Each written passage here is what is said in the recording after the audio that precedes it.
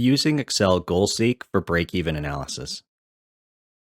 Excel makes finding the break-even point very easy with its GoalSeek function. You can use this function to set the value of any formula to a number you want by changing the value of one of the source cells for that formula. For this example, I'll use a very simple formula for profit. The formula for the profit cell is profit equals volume times revenue per unit minus volume times variable cost per unit minus fixed costs. That formula, restated using the cell references at the top of the screen, is profit equals B6 times B3 minus B6 times B5 minus B4. I said earlier that you could use algebra to restate this formula to solve for break even. In other words, when profit equals 0. The faster and easier way is to use GoalSeek. To access GoalSeek, select the data ribbon and then click on What If Analysis to see GoalSeek. This opens the GoalSeek dialog box. In this example, I'm setting cell B7, profit, to a value of 0, which is break even, by changing cell B6, the volume.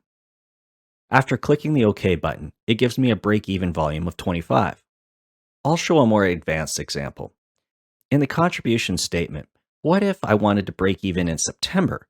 I would want to set the total net contribution before taxes, which is cell J32 of the contribution worksheet, to 0 by changing the number of bags of beans sold, which is cell K8 of the gross profit worksheet. The GoalSeek box to do this looks like this. After running GoalSeek, it says that 8,722 bags need to be sold to break even in September.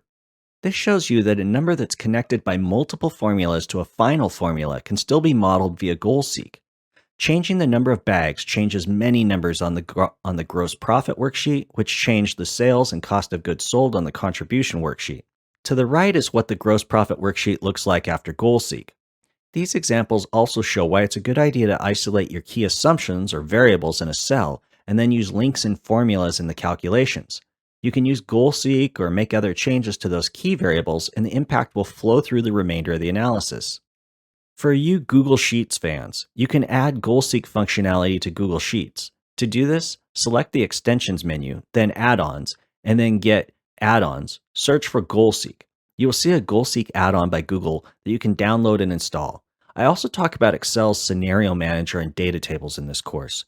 Google doesn't provide these add-ons. Search in the Google Workspace Marketplace to see if other developers have created add-ons to replicate the Excel functionality.